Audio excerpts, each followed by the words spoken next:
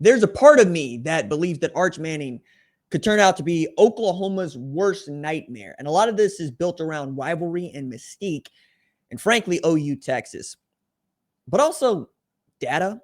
What's up, kinfolk? It's RJ Young. I am not on a step mill. If this is your first time watching, adapt and respond. Thank you for joining us here. We talk college football year round. If you're into that, go ahead and hit that subscribe button, like this video, and answer the question in the comments below. Do you think that Arch Manning could turn out to be Oklahoma's worst nightmare come Saturday in the Red River Shootout? Some of y'all say Red River Rivalry. Some of y'all say Red River Showdown. We not that soft over here. It's the Red River Shootout. This rivalry was built around shooting guns. We don't like to shoot guns no more. We don't want to do no shooting no guns, but let's keep the roots being the roots. It's OU Texas. It's the Red River. And they don't like Oklahoma, and we don't like them. Right? The Golden Hat is an ugly trophy, but we want it, and we want it back. However, Arch is coming in the spot where he doesn't have the baggage of having played in it meaningfully. And he certainly doesn't have the baggage of having started the game. But he understands what OU Texas is because he became a Colt McCoy fan the same year that was 2009. That wasn't really kind to Oklahoma. I still got memories of Brian Rackbo and Sergio Kendall tearing up what I didn't know was actually a pretty damn good offensive tackle in Trent Williams. I mean, I knew it, but he didn't show it against Texas, which is kind of my point here. For Oklahoma fans, and I think for most college football fans, you got one player in your mind who, for whatever reason, just had your behind every single time you played them. And it felt personal. For some folks of a particular age, I said Darren Sproles, and you could watch them visibly pull back with their hand like this to the TV because Darren Sproles was renowned for taking apart Oklahoma defenses. That's just what he did. OU would have one of the best defenses in all the country, and Darren Sproles would wipe his behind with it.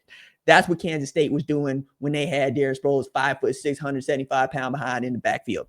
Another kind of OU fan remembers West Virginia taking a wide receiver, putting him 7.5 yards deep and saying, Tavon Austin, go to work. Again, another dude just pulled back his fist, just mad at home because he watched Tavon Austin go for 300 yards rushing against Mike Stoops' broken down defense. The game that still lives in my memory as the Julian Wilson game. But RJ, you just said Tavon Austin. Why is it Julian Wilson game? Because Julian Wilson was a free safety at Oklahoma that they tried to make into a nickel, but only after Mike Stoops decided to run a dime defense with Julian Wilson at middle linebacker because didn't have nobody that could deal with Tavon Austin, to which Julian Wilson was mad as hell. He was so angry. He does not do that kind of stuff. He does not take on no pulling guards. He does not take on no pulling tackles. He is not built for that. And he was so mad about it. I'm with it. I understand. And then there is a kind of Texas fan who knows what it's like to have a quarterback, to have a player that Oklahoma can't do nothing with. Ricky Williams comes to mind. Vince Young comes to mind. Some Colt McCoy in there. Jordan Shipley. Oh, my God. That dude. Jamal Charles. Lord. The other Roy Williams. Lord.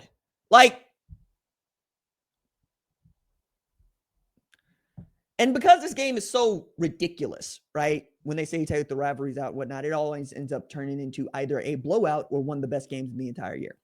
Last year it was a blowout. The year before that, best game entire year. Before that, blowout. Before that, best game entire year. Like, you can do this with Oklahoma and Texas. But Arch is also up against it. And Arch is up against it at a time when, I just got done doing the Doug Gottlieb show. And he asked me, what do we do with Arch Manning? I'm going, hey, you got to give him time. He needs lots more snaps. He needs to play quarterback more often. He needs to throw the ball around more often. He needs this chance. That's what he needs. He needs to be able to continue to play football. I don't think Steve Sarkisian is anywhere close toward giving him the hook. And people are already asking whether or not he's going to be healthy enough to play, not unlike John Mateer, but he's just been getting beat up. And he's never been beat up before. He has had a charmed existence both as a quarterback and as a person.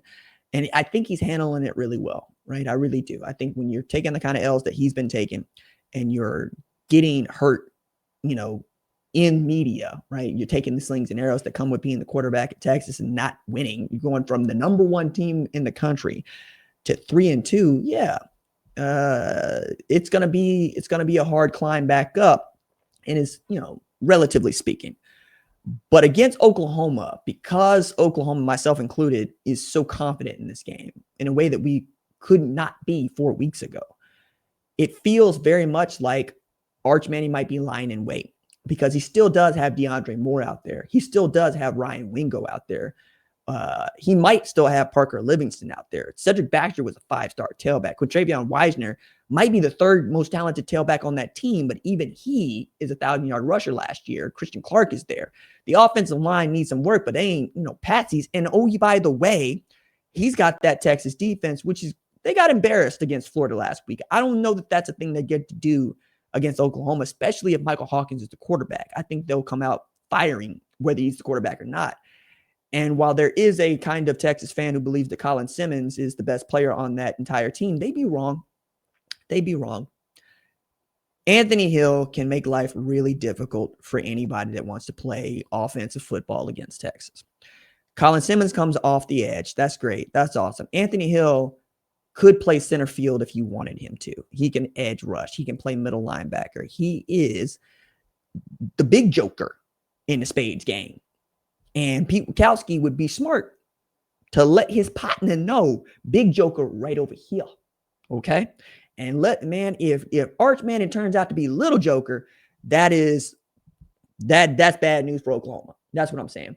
Because he didn't play great against Florida, but he put up yards. You know what I'm saying? And he continues to put up yards, and his legs make him elusive. And if you can't get your hands on him, or if he breaks away 1 or 2 more times than you're ready for, yeah, Oklahoma could be up a creek.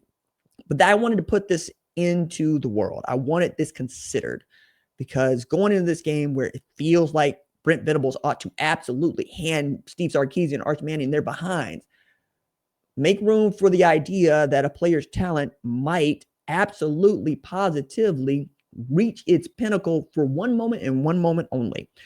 And it would be a very Texas quarterback thing to do, to reach that upper level when your mind, body, and soul must be one, for Oklahoma. But you know what? I like our chances here, because when I say, who's the master? You say, show enough. Feel like it's going to be like the first 2 acts of The Last Dragon, and not the last act.